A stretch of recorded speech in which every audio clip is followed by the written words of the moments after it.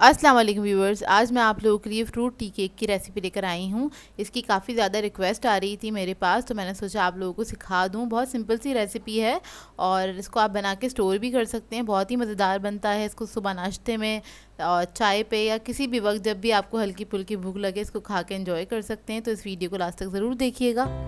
अगर आप मेरे चैनल पर नए हैं तो मेरे चैनल को सब्सक्राइब करें और साथ ही साथ बेल आइकन को क्लिक करना ना भूलें। इससे मेरे आने वाली हर वीडियो की नोटिफिकेशन आपको सबसे पहले मिलेगी। मेरी वीडियोस अच्छी लगे तो उसको लाइक करें और इसको शेयर भी ज़रूर करें। तो चलिए आइए वीडियो स्टार्ट करते हैं। इसके लिए मैंने मक्खन लिया है 150 ग्राम और इसको आप कप में मेजर करेंगे तो ये 3/4 कप के बराबर है। और मैंने चीनी ली है पिसी हुई, वो भी ली है 150 ग्राम और इसको भी अगर आप कप में मेजर करेंगे तो ये 3/4 कप से थोड़ी सी ज़्यादा है, मतलब 1 और 2 टेबलस्पून प्लस कर लीजिएगा। और इसको बस मैं मिक्स करूँगी अच्छी तरह और इसको बीट करना स्टार्ट करेंगे मशीन से। और इसको आपने अच्छी तरीके से बीट करना है। अच्छा, जिन लोगों के पास ये इलेक्ट्रिक बीटर नहीं है वो लोग इसको वुडन स्पून से या फिर हैंड विक्स की मदद से बना सकते हैं, लेकिन थोड़ा सा टाइम लग जाएगा। और बस इसको इतना विप करना होता है कि ये लाइट और फ्लफ़ी हो जाए, देखिए इस तरह से, और कलर में थोड़ा सा लाइट हो जाता है। 2 से 3 मिनट लगते हैं इसको इतना फ्लफ़ी होने में। इसके बाद हम इसमें 3 अदद अंडे ऐड करेंगे। तो अंडा मैं एक एक करके ऐड करूँगी। पहले एक अंडा ऐड करेंगे और इसको हमने कुछ सेकंड तक, 20 सेकंड तक बस विप करना है अच्छी तरीके से। फिर उसके बाद एक अंडा ऐड करेंगे। तो इसी तरह से बस हमने तीनों अंडे ऐड करने हैं। तीनों अंडे एक साथ ऐड नहीं करिएगा, एक एक करके ही ऐड करिएगा। और ये जो सारे इंग्रेडिएंट्स मैं यूज़ कर रही हूँ, सारे इंग्रेडिएंट्स रूम टेम्परेचर पे हैं। और अब इसके अंदर लास्ट वाला अंडा ऐड करेंगे और उसको बीट कर लेंगे अच्छी तरीके से। बस 20 सेकंड से ज़्यादा इसको विप नहीं करिएगा। ज़्यादा विप करेंगे तो ये क्रडल हो जाएगा और अंडा वगैरह सेपरेट हो जाएगा। अब इसके अंदर मैं पाउडर मिल्क ऐड कर रही हूँ, तो कोई भी आप पाउडर मिल्क ऐड कर सकते हैं जो आपके पास घर में मौजूद हो। 20 ग्राम ऐड किया है, 2 टेबलस्पून के बराबर है ये।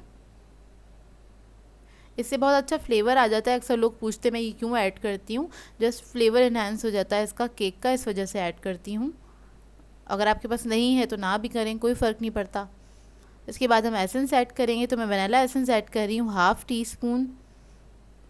और इसके साथ में इसमें दूसरा एसेंस भी ऐड करूँगी, लेमन एसेंस 1/2 टीस्पून। आप इन दोनों में से कोई एक एसेंस भी ऐड कर सकते हैं। मैं इन दोनों को मिक्स करके यूज़ कर रही हूँ।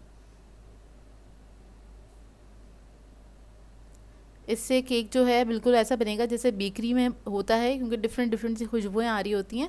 तो आप जब घर में बनाएंगे तो आपको भी घर में ऐसा लगेगा जैसे आपने कोई बेकरी वगैरह खोल लिया या फिर आप बेकरी में चले गए हैं। और अब मैं थोड़ा सा कलर ऐड कर रही हूँ, 2 ड्रॉप्स ही ऐड करूँगी, ज़्यादा नहीं ऐड कर रहे हैं। येलो कलर ऐड कर रही हूँ क्योंकि ये वाला जो केक होता है वो येलो कलर का होता है थोड़ा सा। आप कोई भी कलर ऐड कर सकते हैं। अगर आपके पास जर्दा कलर है तो वो भी आप ऐड कर सकते हैं इसके अंदर थोड़ा सा। तो बस इसको हमने विप कर लिया अच्छी तरीके से। अब हम इसके अंदर मैदा ऐड करेंगे। तो मैदा मैंने लिया है 150 ग्राम और अगर इसको आप कप में मेजर करेंगे तो ये 1 कप और प्लस करेंगे आप इसमें 1/4 कप के बराबर होगा, यानी कि 1/4 कप। थोड़ा सा मैंने मैदा बचा लिया है, 1 टेबलस्पून। इसके अंदर हम अशर्फियाँ ऐड करेंगे 5 to 6 टेबलस्पून। उसको मैंने छोटा छोटा सा कट कर लिया है और अशर्फियाँ बिल्कुल ड्राई हैं, बिल्कुल भी गीली नहीं हैं। और थोड़ी सी मैं नट्स ऐड कर रही हूँ इसके अंदर, 4 टेबलस्पून के बराबर है। पिस्ता और बादाम दोनों को मैंने क्रश कर लिया था मोटा मोटा सा। अच्छा, अशर्फियाँ आपकी बिल्कुल भी गीली नहीं होनी चाहिए। अगर थोड़ी भी गीली हैं तो आप उसको ड्राई कर लें टिश्यू पेपर की मदद से।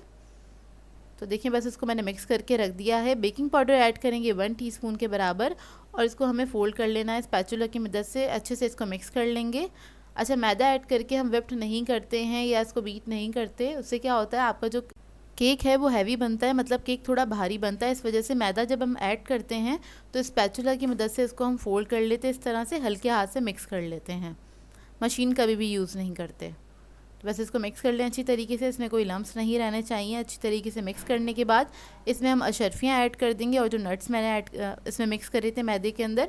अच्छा, मैदा इसलिए मिक्स किया था उसके अंदर ताकि जो नट्स और अशर्फियाँ हैं वो केक में इक्वल रहें और नीचे जाके ना बैठ जाएँ। और इधर मैंने पैन लिया है केक का और ये लोफ पैन है, उसके अंदर मैं बेक कर रही हूँ। तकरीबन 7 इंच का पैन है ये। और इसके अंदर हम ये सारा जो बैटर है केक का वो ऐड कर देंगे इसके अंदर। और ओवन मैंने प्री हीट करने के लिए रख दिया था 180 डिग्री पे। सिर्फ 10 मिनट पहले ही प्री हीट करते हैं ओवन को, ज़्यादा देर पहले नहीं करते हैं, नहीं तो केक जो है वो जल जाता है।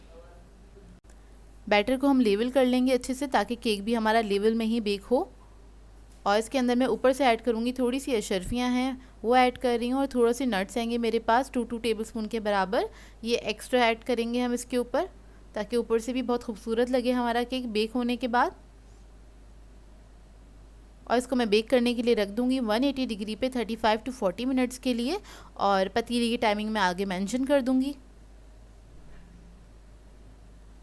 तो ये देखिए बहुत ही मज़ेदार सा हमारा केक बेक होकर आ चुका है। अब इसको मैं ठंडा करने के लिए छोड़ दूँगी काउंटर पे ही। तो ये देखिए केक हमारा ठंडा हो गया है, इसको मैंने तकरीबन 1 से 1.5 घंटे के लिए छोड़ दिया था काउंटर पे ही, ताकि ये बहुत अच्छे से ठंडा हो जाए। और ये अभी भी हल्का सा गर्म है, लेकिन इतना गर्म है कि इसको हम कट कर सकते हैं। तो साइडें हम लूज़ कर लेंगे पहले इसकी। और इस मोल्ड पे मैंने बटर पेपर लगा दिया था, ये मैं बताना भूल गई थी आप लोगों को। तो बस आप मोल्ड के नीचे जो है बेस में आपने बटर पेपर लगा लेना है इसके साइज़ का कट करके। बस साइडें लूज़ करेंगे और इसको निकाल लेंगे। बटर पेपर लगाने से क्या होता है, आपका केक नीचे से स्टिक नहीं होता, टूटता भी नहीं है, और बहुत आसानी से निकल आता है। तो ये देखिए बहुत आसानी से निकल आएगा ये केक। ये देखिए माशाल्लाह से कितना अच्छा परफेक्ट बेक हुआ है। तो देखिए मैं आपको दिखा रही थी कि बटर पेपर लगा हुआ था इसके अंदर, और इससे आसानी हो जाती है, केक आपका बिल्कुल परफेक्ट बाहर आ जाता है और टूटता भी नहीं है। तो देखें कितना मज़ेदार लग रहा है, देखने में जितना मज़ेदार है खाने में उससे भी ज़्यादा मज़ेदार था। और बहुत सिंपल सी रेसिपी है, आप लोग बेकिंग सीखते रहते हैं मुझसे, और अपनी फरमाइशें भी करते रहते हैं, बताते रहते हैं। तो मैं जैसे मुझे टाइम मिलता है मैं आप लोगों की फरमाइश पूरी कर देती हूँ। तो देखिए मैं इसको कट करके दिखा रही हूँ आप लोगों को। और जैसे कि मैंने आपको कहा था, आपके शर्फियाँ जो हैं वो ड्राई होंगी तो वो ऊपर तक रहेंगी, नीचे जाके नहीं बैठेंगी। तो उसके अंदर शीरा बहुत ज़्यादा होता है, जिसकी वजह से वो हैवी हो जाती हैं, तो वो नीचे चली जाती हैं बेस में, केक बिल्कुल भी अच्छा नहीं बनता है और उससे लुक अच्छा नहीं आता है एक्चुअली केक का। तो ये देखिए हमारा बिल्कुल परफेक्ट केक बन के तैयार हुआ है। आप इसको बना के एक एयर टाइट जार में रख सकते हैं, 4-5 दिन बिल्कुल सही रहता है केक। और इसको आप जब दिल चाहे बना के इसको एंजॉय करें अपनी फैमिली के साथ, और नाश्ते में भी बना सकते हैं। तो ये देखिए कितना सॉफ्ट बना है, बहुत ही सॉफ्ट बना था, बहुत मज़ेदार बना था। मेरे घर में बहुत जल्दी ख़त्म हो गया, जिस दिन बना था उसी दिन ख़त्म हो गया, क्योंकि बहुत ही मज़ेदार बनता है ये केक और सभी का फेवरेट होता है। अब बेकरीज़ वगैरह पे जाते हैं आप लोग, ख़रीद के लाते हैं, तो ख़ुद भी बनाइए, ट्राई कीजिए और मुझे इसका फ़ीडबैक ज़रूर दीजिएगा। सो व्यूअर्स, अगर आप लोगों को मेरी रेसिपीज़ अच्छी लगती हैं तो मेरे चैनल को सब्सक्राइब करें, लाइक करें, कमेंट ज़रूर किया करें, शेयर भी ज़रूर किया करें अपने फ्रेंड्स के साथ, फैमिली के साथ। तो मुझे अपनी दुआ में याद रखिएगा। अल्लाह हाफ़िज़।